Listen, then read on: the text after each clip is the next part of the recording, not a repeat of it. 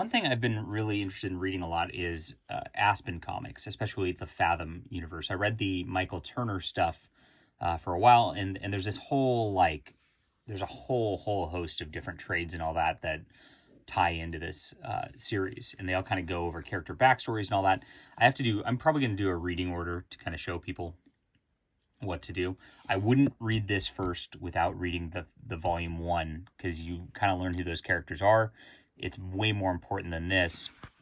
This is a character, Killian, who is a kind of villain in there. And you kind of learn his origin story that starts back in the 1950s. Kind of interesting storyline. And I don't even know who did this storyline. It was done by, it says Michael Turner, but it's really Bill O'Neill who did the script, and Talent Caldwell is the artist. And then there's a Killian's Vessel one-shot that also comes with this. And that's Vince Hernandez and Ryan Odagawa on art.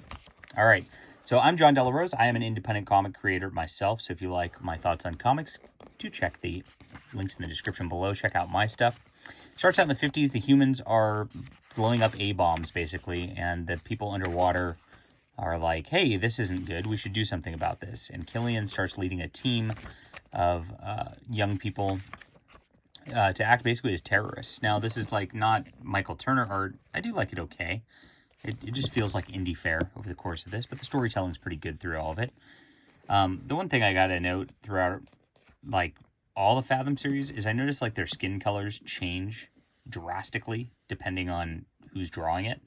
You gotta pick one. You know, I don't really care, but it makes it difficult to like, is that the same person from the last issue? You know, when you're in a different, you know, and I know there's quote different miniseries, but I just wish they'd be a little more consistent about that.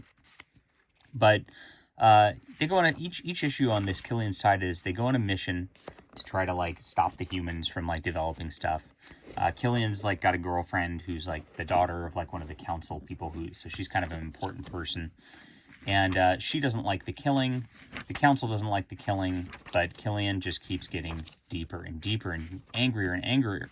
He finds out that his parents were killed by humans, and people lied to him about that all these years.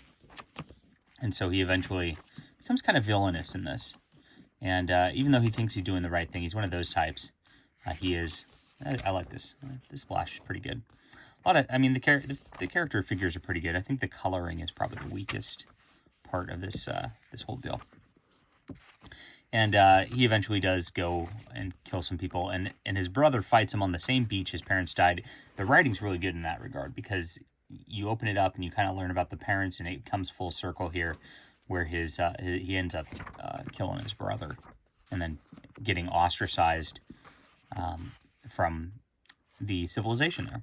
And so you kind of learn his backstory, and that helps kind of with the Fathom thing. Again, this has more impact because you know who he is in that.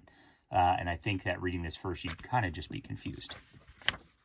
You get a one-shot where he's like attacking a submarine. His girlfriend, you see how she's like very dark-skinned now, and she was kind of light-skinned before I mentioned that, comes after him. And, you know, the art's not quite as exciting on this one. It's like early 2000s, late 90s fare a little bit. And he goes on this mission to kill all the submarine people and tells her to leave. And, you know, just does his thing. And you get this general guy who, like, he takes place in the Fathom series also. He's kind of coming after the underwater people a little bit. And this is why he's kind of attached to that. So, interesting stuff. I thought the storytelling was good. It was fun. It's kind of a popcorn read, but enjoyable all the way around, even with some minor nitpicks there. And, you know, the art's decent. Serviceable, so fun enough for a comic book. I'll call this I'll call it a 7.5 out of 10, so a little better than average. Good stuff from Aspen Comics, and I look forward to reading more in this series.